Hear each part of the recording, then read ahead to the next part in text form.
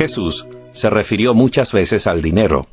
16 de sus 38 parábolas se refieren a cómo manejar el dinero y las posesiones. En los 4 evangelios, San Mateo, San Marcos, San Lucas y San Juan, 1 de cada 10 versículos trata directamente del tema del dinero y nuestras posesiones. Hay aproximadamente 500 versículos en la Biblia que hablan de la oración. Otros 500 que se refieren a la fe, pero nada menos que 2000 que tratan de nuestras posesiones. Ciertamente el dinero es un tema importante para Dios. Él no desea que nos preocupemos por él.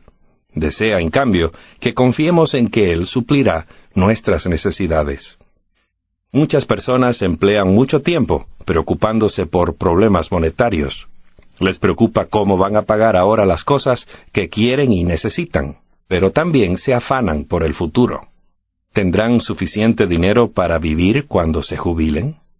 ¿Qué les pasará cuando estén demasiado viejos o muy enfermos como para seguir trabajando? La gente busca siempre lo estable, lo permanente. Pero ¿cómo poder encontrar seguridad tanto para el presente como para el futuro? Nunca fue la intención de Dios que usted y yo tuviéramos que ansiarnos por el presente ni el futuro. Si confiamos en Él, ¿por qué preocuparnos por lo que habrá de pasarnos? En San Mateo 6, versos 31 y 32, Jesús nos dice: Por tanto, no os afanéis, diciendo, ¿qué comeremos? ¿O qué beberemos? ¿O con qué nos cubriremos? Vuestro Padre que está en los cielos sabe que tenéis necesidad de todas estas cosas. Veamos el plan de seguridad eterna que Dios tiene para nosotros. Todo comenzó en el jardín del Edén.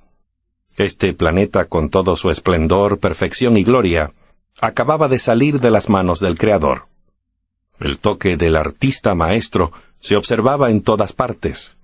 Magníficos amaneceres que rivalizaban con los esplendorosos ocasos. Tranquilos lagos, acunados entre colinas. Encantadoras flores de todo matiz y enramadas florecidas deleitaban los sentidos. Los árboles estaban cargados de apetitosos frutos de toda clase. Aves cantoras llenaban el aire de trinos melodiosos. Las exuberantes praderas estaban pobladas de animales que jugaban y andaban por ellas sin ningún temor. Los arroyuelos y lagos se avivaban con hermosos peces multicolores. De polo a polo era todo un paraíso. Cuánto deben de haber disfrutado Adán y Eva de ese mundo perfecto que Dios les hizo. Pero había algo más. Y plantó Jehová Dios un jardín en Edén, y puso allí al hombre que había formado. Imagine usted, en alguna parte entre todas las maravillas y bellezas del mundo recién creado, Dios diseñó un hogar jardín para Adán y Eva. La mansión más lujosa de esta tierra no puede ni soñar con compararse con ese hogar jardín, el primero en el mundo. Dios no solamente les proveyó un hermoso hogar, también les dio lecciones acerca del maravilloso alimento que les había provisto. He aquí que os he dado toda planta que da semilla, que está sobre la superficie de toda la tierra, y todo árbol cuyo fruto lleva semilla, ellos os servirán de alimento. Adán y Eva no tenían que pagar arrendamiento, ni se preocupaban por el pago de impuestos, uso de candados o llaves, ni por ladrones y criminales, tampoco por hospitales o farmacias. Gozaban de perfecta salud y de una verdadera eterna juventud. Y existía una relación mutua y un amor inagotable hacia Él. Pero Dios quería que ambos compartieran con otros esas bendiciones. Así que les dijo: Sed fecundos y multiplicaos, llenad la tierra, sojuzgadla. Somos los mayordomos de la propiedad de Dios. Era el designio de Dios que la tierra fuera habitada por una enorme, feliz y saludable familia. Dios también tenía el plan que el ser humano efectuara algunas labores y tareas que pudiera disfrutar. Así que les dijo a Adán y Eva: Tened dominio sobre los peces del mar, las aves del cielo y todos los animales que se desplazan sobre la tierra. Tomó pues Jehová Dios al hombre y lo puso en el jardín del Edén, para que lo cultivase y lo guardase.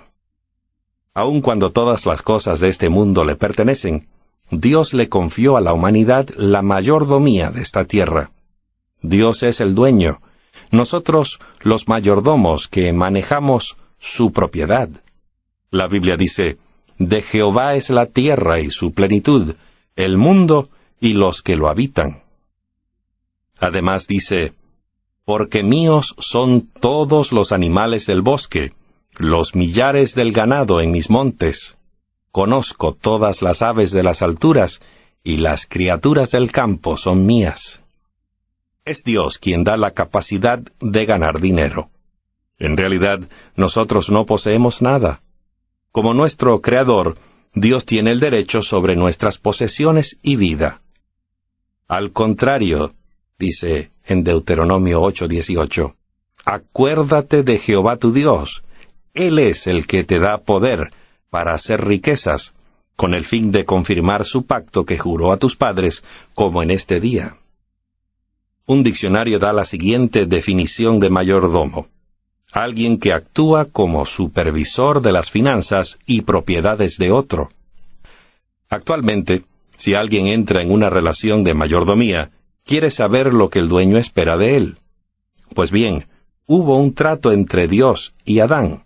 Dice la Escritura, puedes comer de todos los árboles del jardín, pero del árbol del conocimiento del bien y del mal no comerás, porque el día que comas de él, ciertamente morirás.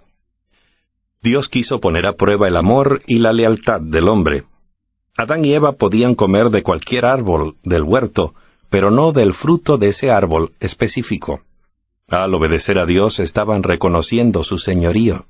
Si eran fieles mayordomos y elegían mantener su lealtad a Dios, vivirían para siempre en un mundo que era un paraíso. Adán y Eva fracasaron en la sencilla prueba a que Dios los sometió. Se convirtieron en mayordomos infieles y perdieron todo: su hogar jardín, la inmortalidad, la felicidad y seguridad, la conciencia limpia y sus paseos y conversaciones cara a cara con Dios. Descendieron de su posición real a la de esclavos. Detrás de todo ello y profundamente satisfecho estaba Satanás, el ángel rebelde que esperaba tener el control permanente de la tierra. Sin embargo, Satanás perdió ese dominio al descender Cristo a este mundo siglos más tarde.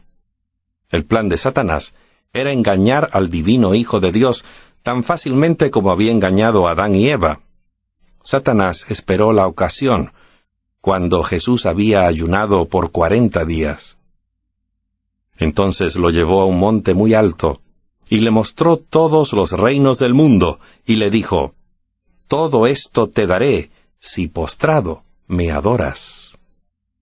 Satanás esperaba seducir a Jesús con las riquezas de los reinos de este mundo, pero no tuvo éxito. Lo que Satanás le prometía a Cristo no eran suyo. Él había robado este planeta valiéndose de fraude y engaño. Y Jesús no iba a vender su relación con el Padre, ni por todo un mundo lleno de riquezas y esplendor. El destino de Satanás quedó sellado eternamente en el Calvario. Satanás fue vencido con la muerte de Cristo en la cruz. Mediante ella, Cristo hizo posible la recuperación de nuestro planeta. Todo lo que somos y todo lo que tenemos fue posibilitado por el eterno regalo de Cristo a la familia humana. Independientemente de lo que amemos o no, nuestra vida y posesiones son su propiedad. Él no solo es nuestro Creador, también es nuestro Redentor. Y como Adán y Eva somos mayordomos de lo que Dios nos confía. ¿Y qué es lo que requiere de nosotros? 1 Corintios 4, verso 2. Ahora bien, lo que se requiere de los mayordomos es que cada uno sea hallado fiel. Somos mayordomos del regalo de la vida que nos dio Dios. El mayor de todos los regalos de Dios es la vida misma. El apóstol Pablo declara, Dios que hizo el mundo y todas las cosas que hay en él, da a todos vida y aliento y todas las cosas. La vida se origina en Dios y Él la sustenta. Cada latido del corazón, cada respiración, cada pulsación es un don de Dios. El apóstol Pablo escribió: Así que, hermanos, os ruego por las misericordias de Dios, que presentéis vuestros cuerpos como sacrificio vivo, santo y agradable a Dios, que es vuestro culto racional. Un sacrificio vivo significa un compromiso con Cristo, la entrega total a Él de nuestro ser y de la dirección de nuestra vida. Cristo anduvo haciendo el bien, dice Hechos 10:38. Él es nuestro ejemplo. Debemos seguir ese ejemplo de servicio abnegado. Somos mayordomos del tiempo que Dios nos concede. No somos solamente mayordomos del dinero, sino también de nuestro tiempo. Alguien ha dicho que el tiempo es la sustancia de que está hecha la vida.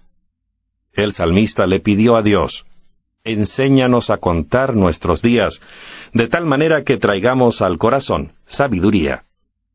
Desperdiciar el tiempo es desperdiciar la vida, despilfarrar ese talento que Dios mismo le ha dado a cada hombre y a cada mujer. Toda persona cuenta con el mismo número de horas al día y la misma cantidad de minutos en ellas, y se la hará responsable por la forma como los ha usado. Dios espera que usemos sabiamente nuestro tiempo. También que apartemos un período especial, el sábado o séptimo día de la semana, como una forma de reconocer que Él es nuestro Creador.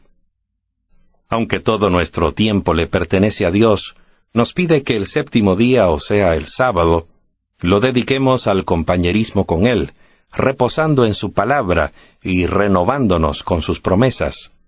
Nos invita a poner a un lado las presiones semanales del trabajo, las compras y los objetivos mundanos, y a recordarlo como nuestro Creador y Redentor.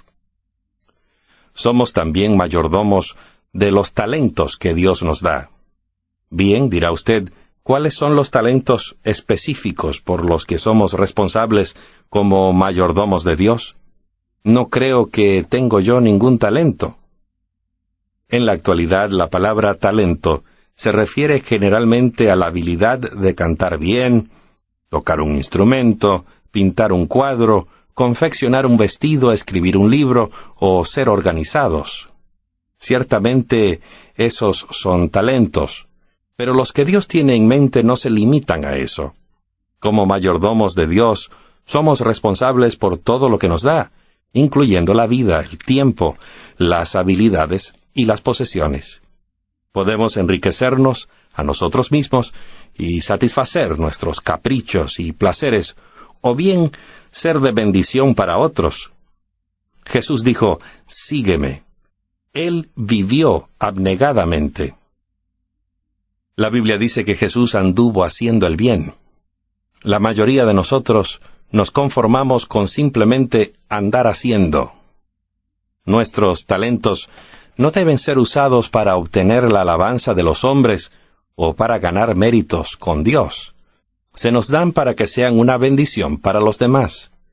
El apóstol Pablo escribió: ¿qué tienes que no hayas recibido? Y si lo recibiste, ¿por qué te jactas como si no lo hubieras recibido? Somos mayordomos del dinero que Dios nos da. Buscad primeramente el reino de Dios y su justicia. Al hacerlo, descubrimos que las bendiciones de Dios se derraman sobre nosotros.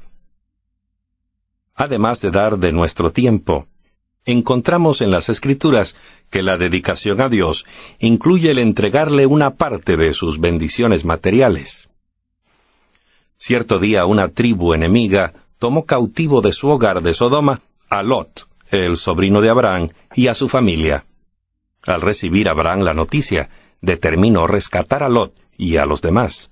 Oró a Dios pidiéndole que lo acompañara y le diera la victoria. Y Dios se la dio. Lot y su familia fueron rescatados y Abraham regresó con un gran botín. Al llegar a Sodoma, Abraham fue recibido por el rey, quien le rogó que se quedase con las riquezas que había recuperado. Pero éste solo pidió que le devolviese los cautivos. Abraham se negó a tomar nada para sí mismo. Melquisedec, un sacerdote de Dios, le trajo alimentos a Abraham y lo bendijo. Entonces, dice la Escritura, Abraham le dio a él el diezmo de todo. Abraham quería expresar su gratitud a Dios por la ayuda que le había dado en el rescate de Lot. Ello implicaba reconocer el señorío del sueño y sus bendiciones. 150 años más tarde, el nieto de Abraham expresó su gratitud a Dios de la misma manera. Cuando huía para escapar de la ira de su hermano, Jacob, se sintió totalmente solo y lleno de temor. Buscó desesperadamente la protección de Dios, pero se sentía tan culpable por haberle robado a su hermano Esaú, que temió que Dios lo hubiera olvidado y no lo perdonara. Con una tremenda carga de culpa, Jacob le confesó a Dios sus pecados. Y entonces, muerto de cansancio, se acostó en el suelo y se quedó dormido. Entonces soñó, y aquí una escalera puesta en la tierra, cuya parte superior alcanzaba el cielo, y aquí que los ángeles de Dios subían y descendían por ella. Cuando despertó, Jacob supo que Dios se le había manifestado, prometiéndole su dirección y protección. Profundamente conmovido, le prometió, agradecido, «De todo lo que me des, sin falta, apartaré el diezmo para ti».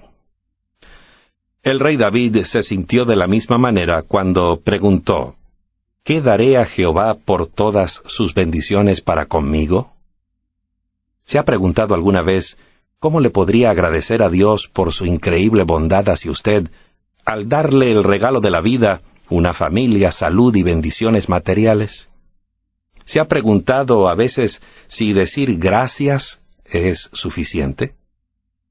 El principio bíblico de la mayordomía provee un medio tangible de expresar nuestro aprecio por Dios y todos sus beneficios. Jacob dijo que le devolvería a Dios una 10ª parte o diezmo de todo lo recibido, de la misma manera que lo había hecho su abuelo Abraham. La primera instrucción escrita con respecto al diezmo, que significa entregarle su porción a Dios, una 10ª parte de las ganancias, se registra en el libro de Levítico. Levíticos 27, verso 30.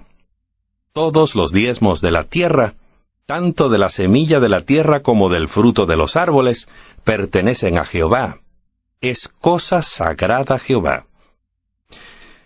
Al devolverle el diezmo a Dios, reconocemos la verdad de que Dios es el creador y la fuente de cada bendición. ¿Y cómo se lo debe usar? El libro de Números da una explicación muy clara. He aquí he dado a los hijos de Leví todos los diezmos de Israel como heredad, a cambio del servicio que llevan a cabo en el tabernáculo de reunión. En toda la Biblia encontramos que el diezmo siempre se usó para la obra de Dios. En el Nuevo Testamento, el apóstol Pablo explica, ¿no sabéis que los que trabajan en el santuario comen de las cosas del santuario? Es decir, los que sirven al altar participan del altar. Así también ordenó el Señor a los que anuncian el Evangelio que vivan del Evangelio. Cristo alabó el sistema del diezmo, al par que reprendió a los escribas y fariseos por su enfoque estrecho hacia la práctica de la religión. Mateo 23, 23. Porque entregáis el diezmo de la menta, del eneldo y del comino, pero habéis omitido lo más importante de la ley, a saber el juicio, la misericordia y la fe. Era necesario hacer estas cosas sin omitir aquellas. Tal vez se pregunte usted, ¿cómo puede darle una 10ª parte de sus ingresos al Señor? Muchas personas se han preguntado lo mismo, y entonces de alguna manera tomaron la decisión de confiar en la dirección y sabiduría de Dios y le han devuelto el diezmo a Dios. Semanas más tarde, esas mismas personas han testificado, llenas de entusiasmo, acerca del milagro que ha ocurrido en su vida. De alguna manera, las 9 décimas restantes de sus ingresos Les han rendido mucho más que lo que habían hecho habitualmente las 10 partes completas. Ese es el secreto de la seguridad financiera. Algunas personas se preguntan, ¿no era el diezmo solamente para los judíos? La pregunta obligada es entonces, ¿son las bendiciones del cielo solamente para los judíos? Tenemos el ejemplo de Juan, quien apartaba un diezmo honesto de su escaso cheque. Al principio se le hizo difícil, pero más tarde fue bendecido con un negocio propio que floreció y le trajo seguridad financiera. Ahora le da a Dios el crédito por su éxito financiero y se deleita en dar aún más para el adelanto de la obra de Cristo. Veamos también el caso de Eduardo, quien en un acto de fe cerró sus negocios los sábados, el día de mayor ventas de la semana, y fue recompensado con un incremento de sus ganancias los otros 6 días restantes. Dios cumple sus promesas. Esos cristianos han gustado en su propia experiencia las bendiciones prometidas en Malaquías. Traed todo el diezmo al tesoro, y haya alimento en mi casa. Probadme en esto, ha dicho Jehová de los ejércitos, si no os abriré las ventanas de los cielos, y vaciaré sobre vosotros bendición hasta que sobreabunde. El Señor dice que el diezmo de todas las cosas es santo, o que le pertenece a Él. Dios nos da el privilegio de devolvérselo como prueba de nuestra fiel mayordomía y de que honramos y reconocemos su señorío sobre todas las cosas. Si nos rehusamos a hacerlo, estamos de hecho robándole a Dios, según dice la Biblia. ¿En qué te hemos robado? En los diezmos y en las ofrendas. Malaquías 3:8. El diezmo o 10ª parte de nuestros ingresos le pertenece a Dios. Además, Él nos invita a dar más que esa porción que pertenece a Él. Con respecto a las ofrendas, se deja la decisión de cada uno dar según su buena voluntad. Sin embargo, hay algunas pautas señaladas en la Biblia. Jesús dijo, «Dad y se os dará. Medida buena, apretada, sacudida y rebosante, se os dará en vuestro regazo». El plan de Dios para financiar su obra en la tierra es sencillo y hermoso. Pide que cada uno dé a su discreción, de su corazón, sin temer por sus necesidades, que últimamente Él habrá de satisfacer más allá de toda expectativa.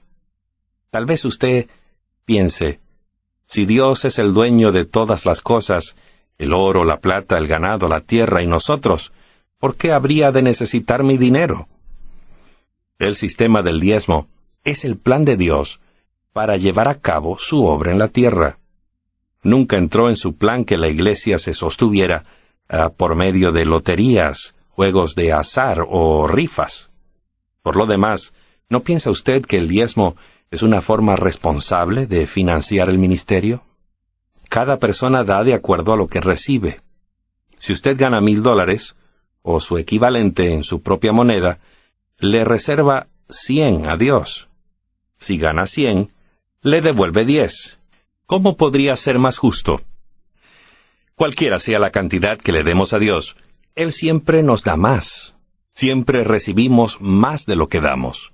Al entregarle el diezmo a Dios, le expresamos nuestro agradecimiento por lo que ha hecho por nosotros, y ello contribuye a que seamos menos egoístas y ambiciosos. Nos preocupamos más por las necesidades de los demás, y al compartir nuestras bendiciones con ellos, crece nuestro amor y compasión en el proceso de ser más semejantes a Jesús. Ese es el plan de Dios para nuestro crecimiento en Cristo. Jesús narró historias maravillosas para ilustrar sus enseñanzas. La siguiente es una de las más interesantes. Un agricultor diligente e industrioso trabajó muy duro y obtuvo a su tiempo una tremenda cosecha. La cosecha era tan grande que sus bodegas no podían contenerla. Ya estaban rebosantes, y antes de levantar la cosecha, ¿qué debía hacer? Estaba en un dilema. Luchó mucho con su decisión. ¿Le daría una parte a los pobres? Pero la cosecha era de él. ¿Acaso no había sido él quien había hecho el trabajo? y usado su pericia como agricultor para hacer de su campo el más próspero del valle? Finalmente se propuso hacer lo siguiente: esto haré: derribaré mis graneros, y edificaré otros más grandes.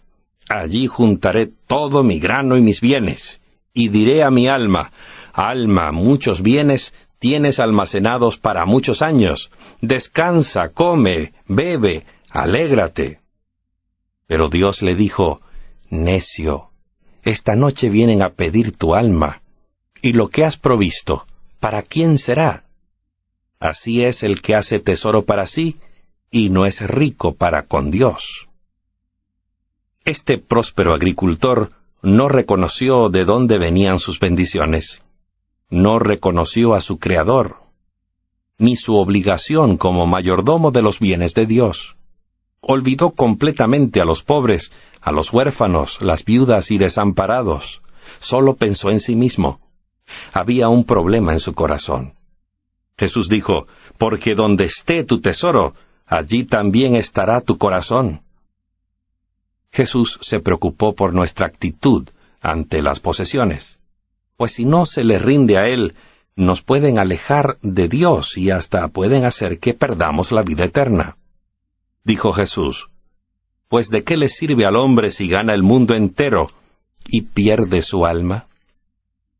El problema es que la vida del hombre moderno se ha vuelto muy compleja, con un horario tan lleno que se olvida de dónde vienen sus bendiciones.